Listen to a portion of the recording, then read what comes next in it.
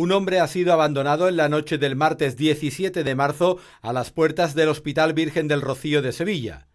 El varón fue víctima de un tiroteo, según han confirmado fuentes del propio centro. Así, también la Policía Nacional ha detallado que el hombre ha sido hallado con varios impactos de bala. El incidente se produjo sobre las 11 de la noche, cuando el cuerpo fue localizado a las puertas del centro hospitalario. El suceso continúa bajo investigación policial, por lo que no ha trascendido detalles del caso. El pronóstico de la víctima queda reservado, al igual que los datos sobre su identificación.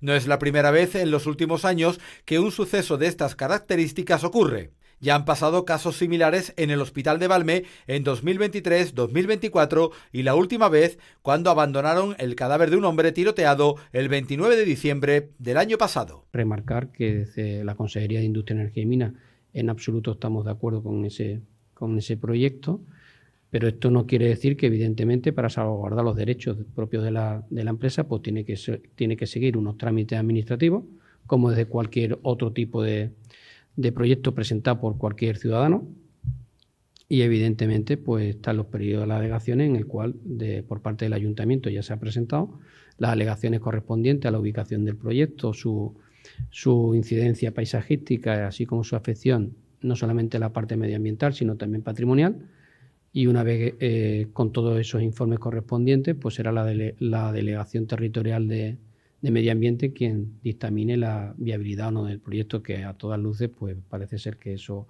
va a ser muy difícil que pueda salir, por no decir imposible.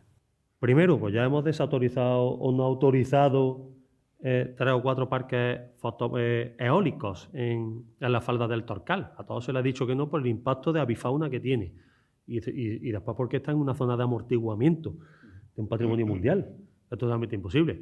Pero esto va un poco más allá. Es que en el proyecto viene que van a instalar 4 generadores, megageneradores, con 4 megavatios cada generador. Eso no son molinos, esos son megamolinos. Megamolinos, no un molino normal y corriente como los que vemos en la carretera, en Teba, Campillo, no, que son 3 veces más grandes que eso. Entonces, bueno, que nosotros, como digo, que el medio ambiente determinará la idoneidad o no, pero desde el punto de vista técnico eso tiene muy poco aviso de salir. La línea de AVE Madrid-Málaga pierde la mitad de servicios con la ruta alternativa y se queda con 14 trenes al día. Tras el derrumbe del talud en el tramo a la altura de Alhora, ahora solo circulan 14 trenes diarios, 7 por sentido, frente a los hasta 30 servicios habituales. Una caída que no solo limita las opciones de viaje, sino que también concentra a más pasajeros en menos trenes, reduciendo la flexibilidad y aumentando la presión sobre el sistema. El plan alternativo permite mantener la conexión, pero introduce transbordos por carretera desde Antequera hasta Málaga, alargando los tiempos. Todo esto a pocas semanas de Semana Santa, uno de los periodos de mayor movilidad del año, lo que agrava aún más la situación. Con las obras previstas en principio hasta finales de abril, Málaga afronta unas fechas muy señaladas en el calendario con una conectividad reducida y con grandes pérdidas económicas, hasta ahora cifradas en 300 millones de euros, una cantidad que podría dispararse en las próximas semanas. Todo dependerá de lo que tarde en restablecerse la normalidad. Si ahora mismo llevara a Barcelona sin conexión ferroviaria desde Madrid y por tanto con otras provincias 2 meses, se hubieran ofrecido 3 fechas distintas y tuviera un impacto económico de 1.300 millones de euros, ¿cómo estarían actuando algunos? Que nos digan a nosotros carroñeros me parece, sin duda alguna, una exageración. Creo que desde Andalucía hemos dado siempre un ejemplo de comportamiento leal e institucional. En muchas cosas que han sucedido en los últimos meses en Andalucía, donde siempre hemos antepuesto el interés general y la colaboración y la cooperación con otras administraciones, incluida la Administración General del Estado. Por tanto, a mí me parece un gravísimo error por parte del subdelegado utilizar ese tipo de frase. Pero sobre todo que me sorprende mucho, hubo un problema en el Cercanías de Barcelona, que es un problema que lo tienen, y hubo un cese fulminante de un responsable.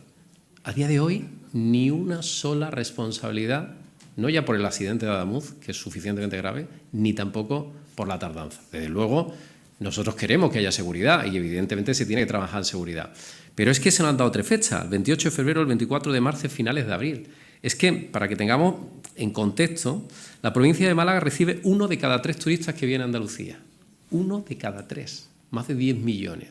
Se va a hacer una actuación inmediata y otra estructural, la definitiva, para que no vuelva a ocurrir nunca más esa situación en ese tramo de la vía, y se está trabajando 17 horas en cuanto se pudo entrar, porque hubo momentos en los que, igual que no se entraba en municipios que estaban evacuados, ahí no se podía entrar ni trabajar, y trabajando las 24 horas, que es lo que está haciendo Adif en este momento, para cuanto antes restablecer un servicio que no está interrumpido, hay que decirlo, sino que provoca, es verdad, es que haya que hacer un transbordo en Antequera, Antequera-Málaga o Málaga-Antequera en autobús, pero que sigue abierta la línea y la comunicación entre Madrid y Málaga, Málaga y Madrid. Bueno, yo lo que le puedo decir es que ese trayecto de Málaga a Madrid, con un poco de retraso motivado por el hecho de que hay que hacer transbordo en autobús, pero sigue estando ahí, con unos precios, por cierto, muy por debajo de lo que es el precio habitual, teniendo en cuenta esas circunstancias a las que me estoy refiriendo. Por lo tanto, ya se tiene en consideración y en cuenta que es un trayecto que se está viendo afectado por esa incidencia y que se está trabajando 24 horas al día.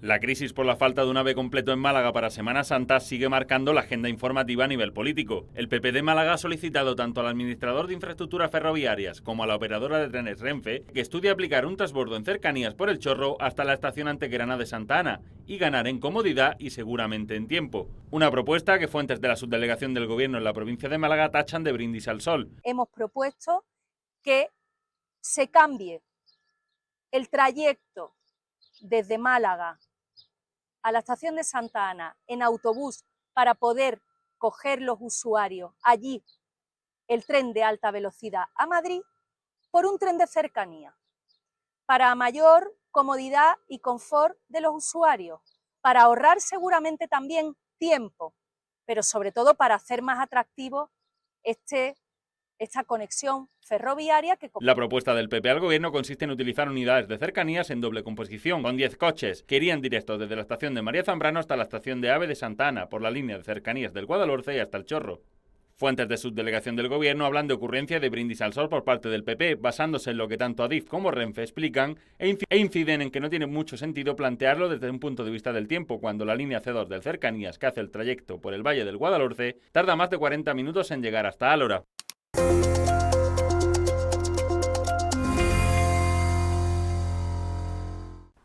El juzgado ha absuelto al subinspector de la Policía Local de Granada, que fue juzgado este pasado lunes acusado de romper la orden de alejamiento con respecto a su exmujer, ya que no ha quedado acreditado que manipulara o fracturara la pulsera telemática antimaltrato que tenía, como señalaban la Fiscalía y la acusación particular. La defensa del agente ha lamentado que su cliente haya tenido que pasar por la pena de banquillo cuando había documentación que acreditaba su inocencia, ya que demostraba que no había manipulado la pulsera telemática ni había quebrantado la orden de alejamiento. Este agente fue condenado el pasado mes de diciembre a 2 años y 8 meses de prisión por un delito de violencia física y psíquica habitual y otro de menoscabo psíquico contra la que fue su pareja. Una decisión que ha sido recurrida ante la Audiencia Provincial de Granada, tanto por la defensa como por la Fiscalía y la acusación particular, y que está pendiente de que el tribunal fije una fecha para revisar el recurso. Comisiones Obreras y UGT se han concentrado este miércoles tras el accidente laboral en el que una persona falleció y otra resultó herida grave al derrumbarse un muro en una obra en Benarrabá, en Málaga, y han exigido medidas de choque contra la siniestralidad laboral para garantizar entornos laborables seguros y que se cumpla la prevención. Desde UGT exigimos un refuerzo urgente de la formación e información en las empresas de los riesgos laborales. Si bien los fallecidos en el 2025 han descendido en nuestra provincia de 20 a 16, tenemos que decir que ninguna muerte es asumible en el puesto de trabajo. Lo que exigimos es que se cumpla la prevención. Haya un seguimiento tanto por parte del ayuntamiento como todas las entidades públicas y las empresas, en que se cumplan toda la prevención. Centenares de médicos andaluces se han congregado en el Palacio de San Telmo para reclamar condiciones dignas para su profesión. Muchos de ellos ya no pueden aguantar la situación y reivindican cambios urgentes en el sector. La huelga de médicos continúa y el Sindicato Médico Andaluz ha convocado a la manifestación que están viendo por las calles de Sevilla contra el Estatuto Marco impulsado por el Ministerio de Sanidad. Los profesionales de este sector defienden la necesidad de un estatuto propio para el colectivo médico y como elemento clave de las reivindicaciones. Aunque el Estatuto Marco de la Sanidad es competencia estatal, el Sindicato Médico Andaluz también ha defendido que las comunidades autónomas tienen un papel muy importante. El colectivo ha dicho basta y vamos a mantener estas movilizaciones, vamos a mantener estas jornadas de huelga, estas jornadas de manifestaciones, el tiempo que haga falta hasta que esto se solucione. Por tanto, yo también querría hacer un llamamiento a todas las instituciones del Estado que tienen responsabilidad en esta materia a que se tomen este problema en serio. Basta de enfrentamientos partidistas, basta de echarse la pelota unos a otros como si el problema no fuera con ellos. Todos están implicados. Asimismo, el Sindicato Médico Andaluz lamenta profundamente el perjuicio que la huelga está ocasionando a los pacientes, pero recuerda que ellos no son los responsables del deterioro asistencial y de las listas de esperas. Son las políticas que se están aplicando. El presidente del gobierno, Pedro Sánchez, se ha reunido en la mañana de este miércoles con el presidente de Ucrania, Zelensky, en la que ha sido la cuarta visita del mandatario ucraniano a nuestro país desde que comenzara la guerra en Ucrania. Ambos dirigentes han comparecido ante los medios en Moncloa, donde han anunciado un nuevo acuerdo entre los dos países, por el cual España ofrecerá 1.000 millones de euros en este 2026 para apoyar militarmente a Ucrania. De esta forma, el apoyo de España desde el comienzo del conflicto en este ámbito bilateral militar asciende a casi 4.000 millones de euros. Por su parte, Zelensky ha asegurado que este acuerdo de colaboración con las empresas de defensa españolas permitirá asegurar la evolución tecnológica de los ejércitos de ambos países. No obstante, ha lamentado que la guerra de Irán pueda restar apoyo militar y envío de material a Ucrania. Has big influence on the world, on Europe, and of course on Ukraine. And you see the energy crisis started. Además, Sánchez ha defendido la postura coherente del gobierno de España ante todas las violaciones del derecho internacional. Así lo ha entendido España desde el primer día, aplicando el mismo baremo en cada agresión contraria al derecho internacional. Con la firma de este acuerdo, ambos mandatarios han refrendado la estrecha colaboración entre España y Ucrania ante la guerra contra Rusia, que sirve tanto para defender al pueblo ucraniano como para proteger el proyecto europeo. El barómetro de opinión del Centro de Investigaciones Sociológicas correspondientes al mes de marzo ha dado a conocer este miércoles que el Partido Socialista se pone en cabeza con una estimación de voto del 31,8%, pero los socialistas pierden 8 décimas en un mes y ven reducida su ventaja sobre el Partido Popular, ahora fijada en 8,5 puntos. En esta encuesta, la primera tras el ataque de Estados Unidos e Israel contra Irán, Vox registra una pérdida de apoyo de más de 2 puntos y ahora se queda con un respaldo del 16,6%, mientras que Sumar se mantiene estable en el 7,1%. Podemos, por su parte, marcaría un 2,9% y se acabó la fiesta de Albice Pérez, alcanzaría el 2,1%. La guerra en Irán y las consecuencias económicas de la misma han centrado el debate en la sesión de control al gobierno en el Congreso de los Diputados. El líder del PP, Alberto Núñez Feijóo, ha comenzado su intervención con una advertencia, a lo que el presidente del gobierno, Pedro Sánchez, le ha respondido con una petición. No se le ocurra traer las medidas en un decreto ómnibus, como hizo con las pensiones. Por una vez, haga lo correcto y copie las medidas que hace 2 semanas ha presentado el Partido Popular. Usted no aclara si apoya o no la guerra de Trump y de Israel en Irán. No lo aclara, señoría. Pero no puede usted alentar y apoyar a quien incendia y luego quejarse de los efectos del humo que provoca ese incendio. Más concreción en el turno del PNV con Sánchez, quien apuesta por... Está en sus manos buscar acuerdos, hablar con los grupos para que se aparten las propuestas más extremas o ideológicas en favor de esas que generen consenso. No se la juegue esta vez. El Gobierno no solamente se va a quedar en lo urgente, que es ayudar a los sectores afectados, también va a trabajar en lo importante. Y en lo importante es en continuar con esta transición energética que nos está permitiendo ganar en autonomía estratégica. Y Sánchez vuelve a reivindicar su postura frente a Podemos. ¿Qué va a hacer el Gobierno para convertir en realidad el no a la guerra? Muchas gracias. Yo creo, señora Belarra, que el no a la guerra es ya una realidad. Y más peticiones por parte de Bildu. Y le pedimos cosas muy claras. Le pedimos que recupere el impuesto a las energéticas, que recupere el impuesto de solidaridad de los beneficios extraordinarios, que limite el precio de los alimentos básicos, de la electricidad, del gas, que recupere el bono social térmico y eléctrico, energético, que prohíba los cortes de suministros para quien no puede pagarlos, que dote de mecanismos eficaces de ayuda a las industrias electrointensivas y que prorrogue los contratos de alquiler y de hipotecas. No será hasta el próximo viernes cuando el Gobierno aprobará en un Consejo de Ministros extraordinario un nuevo plan para paliar los efectos económicos de la guerra. La Misión y la Milagrosa, hermandades de las vísperas de Sevilla, reclaman una respuesta del Consejo de Cofradías a su petición de ir a la catedral. Ángel Ruiz, hermano mayor de la Misión, tiene claro que todo es cuestión de voluntad. Nuestras reglas se aprobaron en el 2007, las de penitencia, en el 2008 lo solicitamos por primera vez y desde entonces lo hemos solicitado 3 veces más, en el 2015, 2023 y 2025.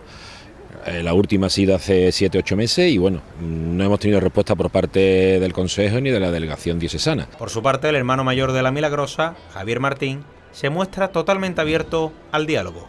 La reclamación que hacemos creo que es lícita, ¿no? Todas las hermandades hacen estación de penitencia a la Santa Iglesia Catedral, nosotros como otra más, pues también lo reivindicamos, ¿no? Yo creo que hay sitios, lo que hace falta es derribar muros y los muros los ponemos las propias hermandades, ¿no? Tenemos el mismo derecho, unas que otras, así que habrá que lucharlo, habrá que consensuarlo, habrá que hablarlo y creo que hay soluciones, pero hay que poner cada uno de nuestra parte. ¿Quién sabe si estas hermandades llegarán a hacer su estación de penitencia a la catedral? Por ahora se centran en ser escuchadas y buscar soluciones.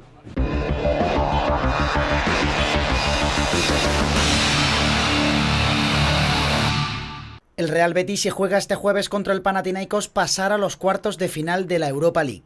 Los verdiblancos necesitan remontar el 1-0 de la ida, pero sin perder la calma, a la que apela un Pellegrini que avisa de lo difícil que será hacerle daño al conjunto griego. Sabemos que mañana enfrentamos a un equipo que defiende muy bien, que tenemos que estar creativos, que tenemos que estar intensos, no tenemos que intentar hacer el segundo gol antes que el primero, tenemos que salir desde el principio, con el primero, con mucha intensidad. Darle la vuelta a la eliminatoria supondría un hecho histórico para el club de Heliópolis, que nunca ha conseguido estar entre los 8 mejores equipos de la segunda competición continental. Por su parte, Pau López, el portero de la Europa League, no cree que caer eliminado sea un fracaso. Prefiero pensar que mañana tenemos un gran partido y ya veremos qué pasa después del partido, porque al final parece que o hacemos historia o fracasamos, ¿no? Y creo que tampoco es algo que sea real y sea normal. Fracaso u obligación aparte, la recompensa de remontar no sería solo económica, sino que también supondría una inyección de moral para un Betis necesitado de alegrías. Bueno, primero con mucha tranquilidad, que es lo que yo creo que hay que tener justamente en esta instancia, sin lugar a duda que sería un hecho histórico para el club poder pasar por primera vez a cuartos de finales de la Europa League. Después con una confianza en el trabajo que uno hace y en los jugadores, que son los que al final responden dentro del campo de juego, porque como dije con anterioridad, la campaña de este año es muy parecida a todas las que hemos hecho. Hay un grupo que, como siempre, con momentos mejores y momentos peores en cuanto a resultados, pero hay un grupo absolutamente comprometido, hay una hinchada masiva detrás de nosotros intentando buscar también el logro y es lo que tenemos que salir desde el primer minuto a intentar hacerlo, con la tranquilidad que tenemos 90 minutos, pero con la intensidad que también que se requiere para poder pasar a la siguiente ronda ante un rival difícil que defiende bien. Me siento muy bien, gracias. Cada día es mejor. Sabemos que fue una situación difícil también, pero ahora me siento muy bien, también con los 45 minutos en Barcelona. Claro, no fue el resultado que queremos, pero para mí personal fue muy bien y sí, me siento bien. Como ha dicho, confiar en mi cuerpo cada día, para mi mente también, para saber que estoy bien, tengo buena gente en mi lado que me ayudan también a recuperarme al 100 y sí, estoy positivo. La presidenta del Consejo de Administración del Granada Club de Fútbol, Sofía Yang, ha emitido un comunicado oficial en el que niega una presunta venta del club. La también cabeza visible del holding DDMC, al que pertenece la mayoría accionarial de la entidad rojiblanca, ha salido al paso de las informaciones publicadas en los últimos días acerca del futuro de la institución y ha aseverado que no son ciertas. La presidenta ha querido trasladar un mensaje de continuidad y tranquilidad al granadinismo, a pesar de la información avanzada por Canal Sur Radio, que en concreto apuntaba hacia una inminente venta del club a la sociedad conformada por el que fuera director de operaciones de la entidad, Javier Rodríguez, y el abogado Antonio Mir, respaldados por un fondo de inversión que sostendría la parcela económica de la operación. El club niega tener conocimiento de esta pretensión y asegura no tener ningún proceso abierto con estas personas, más allá de trámites pendientes de resolución vinculados con la salida de Rodríguez de la institución rojiblanca. Fuentes externas consultadas por 101 Televisión, no obstante, todavía insisten en que existiría un proceso avanzado para la adquisición de la entidad, aunque no lo vinculan con el que fuera director de operaciones del club. Rodríguez, ante la consulta de este medio, no ha ofrecido declaración alguna. Hay un cordobés que se ha propuesto romper todos los récords de segunda división. Se trata de Chupete, delantero del Málaga Club de Fútbol. Esta temporada suma 14 goles, la mayoría de ellos se han conseguido con dobletes. En el por 2, Carlos Ruiz Rubio suma 6 y solo 2 futbolistas han marcado más dobletes que él en la categoría de plata, siendo sub-21. El mítico David Villa sumó 10 con el Sporting y lidera esa tabla. Esta campaña el punta cordobés está al acecho del Pichichi. Andrés Martín y Dubasín solo superan al canterano malaguista con 17 tantos. Mientras que Chupete es el tercer clasificado en estos momentos, aunque con menos partidos que estos dos. La evolución del jugador ha sido exponencial, y es que el curso pasado estaba en tercera federación con el filial blanquiazul. En invierno subió al primer equipo, y desde entonces todo se traduce en goles. Su buena campaña no pasa desapercibida para otros equipos, que ya le siguen la pista, ni tampoco para la Federación Española, que podría convocarle este viernes para la selección sub-21.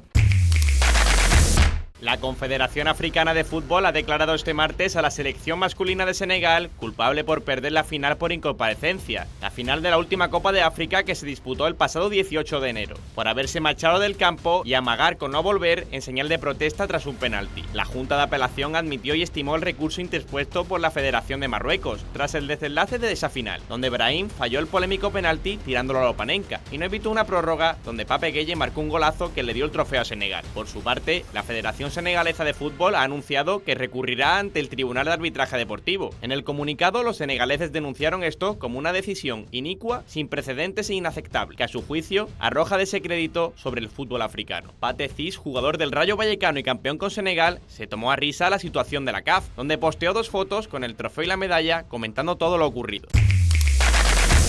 Granada se convierte en el epicentro del fútbol sala nacional desde este jueves 19 de marzo hasta el domingo 22. El Palacio de Deportes de Granada acoge la Copa de España de Fútbol Sala, en la que participan los 8 mejores equipos tras la primera vuelta liguera, entre ellos el rey del torneo, el Movistar Inter, que ha conquistado 11 veces la Copa de España. Además del conjunto madrileño, el Pozo Murcia, el Barça, el Manzanares, el Cartagena, el Illes Balears Palma, el Jaén Paraíso Interior y el Valdepeñas lucharán por el título. Los equipos contarán con el apoyo de sus aficionados en este torneo que ya se ha celebrado en Granada anteriormente, en las ediciones de 2009 y 2023, cuyos ganadores fueron el Movistar Inter y el Jaén respectivamente. La competición comenzará con la primera eliminatoria de cuartos de final el jueves 19 de marzo a las 6 de la tarde y la disputarán el Movistar Inter, en el que milita el granadino José Raya, y el Cartagena. A las 9:30 será el turno para el Pozo Murcia frente al Jaén Paraíso Interior. El viernes se enfrentarán a las 6 de la tarde el Manzanares y el Illes Balears Palma, y a las 9:30 el Barça contra el Valdepeñas. Las semifinales se jugarán el sábado 21 de marzo, una a las 6 y otra a las 9:30 de la noche, mientras que la gran final será el domingo 22 a las 6 de la tarde. Granada ya está más que preparada para acoger la gran fiesta del fútbol sala nacional, que congregará a miles de aficionados y profesionales durante los 4 días que dura el campeonato. Además, paralelamente también se celebrará la Copa de España Juvenil con partidos en Albolote y en la capital, además del 5º Congreso de Entrenadores de Fútbol Sala, que va a reunir a referentes internacionales en la capital granadina. El Unicaja ha puesto el broche de oro al Round of 16 de la BCL ante la Peña de Ricky Rubio. Los malagueños ganaron por 86-74 a Juventud de Badalona en el último partido de la ronda, donde estaba en juego el liderato. Para que lo consiguiera, el Unicaja debía ganar el partido y hacerlo con una diferencia de 5 puntos, donde lo pudo hacer el equipo de Ivonne Navarro, que ganó con una ventaja de 12 y consigue el objetivo que buscaba. En el último cuarto, los cajistas tenían ya certificado el partido, donde el MVP fue Kalinowski con 17 de valoración, en la que fue la vuelta de Ricky Rubio al Carpena. El base de Masnou repartió 11 asistencias y se reafirma en el máximo nivel tras un periodo complicado. La Laguna Tenerife, Juventud Badalona y Unicaja han avanzado hasta los cuartos de final de la competición, aunque la mala noticia nacional ha sido la eliminación de Dreamland Gran Canaria tras no firmar una buena fase.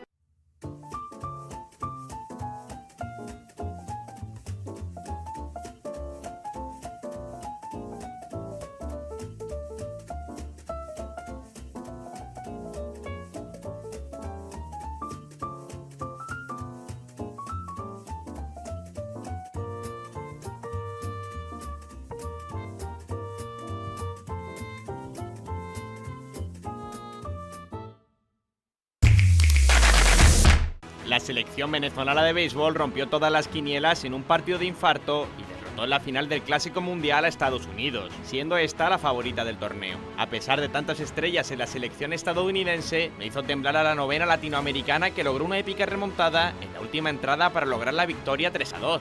El encuentro de la noche del martes tenía un doble valor simbólico. Por un lado, el político, después de que Donald Trump capturara a Maduro en Venezuela y dijera el lunes que el país sudamericano debería ser anexionado. Y por otro lado está la revancha deportiva tras la eliminación en cuartos en 2023. Como consecuencia de todo esto, la presidenta encargada de Venezuela, Delcy Rodríguez, ha decretado este miércoles como día festivo, excepción de los trabajadores de servicios esenciales, por la victoria del país sobre Estados Unidos.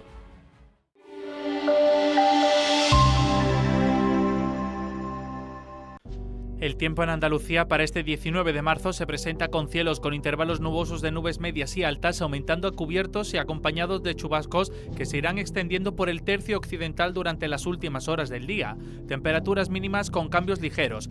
Máximas con pocos cambios en el extremo oriental y en la parte suroccidental de la comunidad, en ascenso en el resto. Vientos flojos variables tendiendo a soplar de componente sur en la mitad occidental y de componente este en el resto, con intervalos moderados. Levante fuerte en el litoral mediterráneo oriental y en la provincia de Cádiz con rachas muy fuertes.